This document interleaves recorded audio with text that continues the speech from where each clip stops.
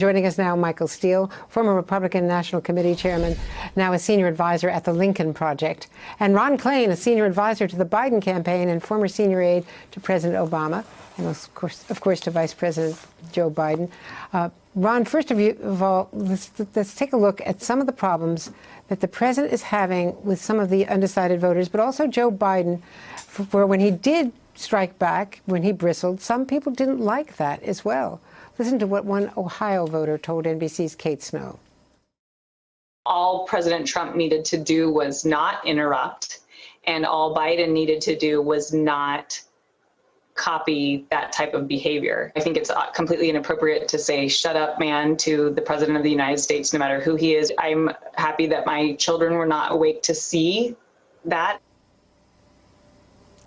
Now, Ron, I know that, like a schoolyard brawl between two kids, you could say, well, he started it, but is there any second guessing or second thoughts about the way the vice president responded? And I know undecided voters are a small cohort, according to the polling, but an important one. Andrea, I think what we're seeing is those undecided voters overwhelmingly support the vice president's work in that debate. And there's no two sides to this. The president of the United States stood on a stage and disrespected the vice president's late son, who served in the military, and proceeded to attack his other son, his surviving son, for being a drug addict. And the vice president, I think, handled that with great equanimity and great restraint. And I don't think there's anyone who could have stood next to a president spewing hatred, division, divisiveness for 90 minutes and not had some reaction to that. I think all in all, Joe Biden's reaction to that was very restrained and very appropriate, given what the president did that night. And most of the American people seem to agree. All the polls show that the vice president won the debate by 20 or 30%, that people think that the Trump performance was horrible, chaotic. And it's no surprise. What we saw on that stage in Cleveland was Donald Trump, the kind of president he's been, the way he's torn our country up. And what we saw also was Joe Biden, which was someone who stood up to that, spoke out on behalf of the needs to address our nation's problems. And so I think voters saw in Cleveland the choice in this race. How concerned are you about another matchup? I know that immediately the Biden campaign said you're in it. You're not going to duck another debate.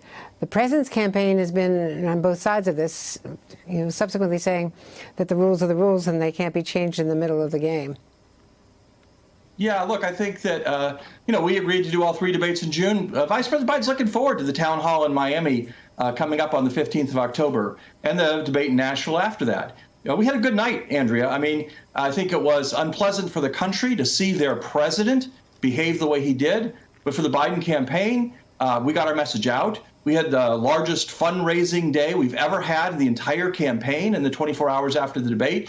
And we got a lot of people to go to iwillvote.com and sign up for their plans for how they're going to vote and where they're going to vote and when they're going to vote. So, I think that, whatever kind of Donald Trump shows up at the next two debates, Joe Biden will be ready for that. I assume the president will comport himself better. But if he doesn't, Joe Biden will be ready for that, too. And, Michael, to that point, the Biden campaign outraising, outspending, more money in the bank still. What does President Trump have to do? He's behind in the battleground polls. He's the one who needed to turn around the trajectory in that debate, and clearly he did not. No, he didn't. And I think what he has to do is start by listening to the men and women around him who've actually run presidential campaigns and have actually scoped out a strategy, sort of assessing his opponent, Joe Biden, and recommending approaches and strategies to help him claw back some of those independent voters, some of those white suburban voters who've peeled off of him, to reinforce his narrative with African-American and Hispanic voters, since they seem to think that particularly black men are going to buy what they're selling. But that's hard to do when you have a guy who knows more than everybody else in the room. That's hard to do when you have someone who gets on the stage and assesses the situation and decides in the moment that he's going to refute the rules that have been agreed to and go his own way. So there is no way to really plan for that. You can do all the strategy in the world, Andrea, you know this, right? You can plan all day.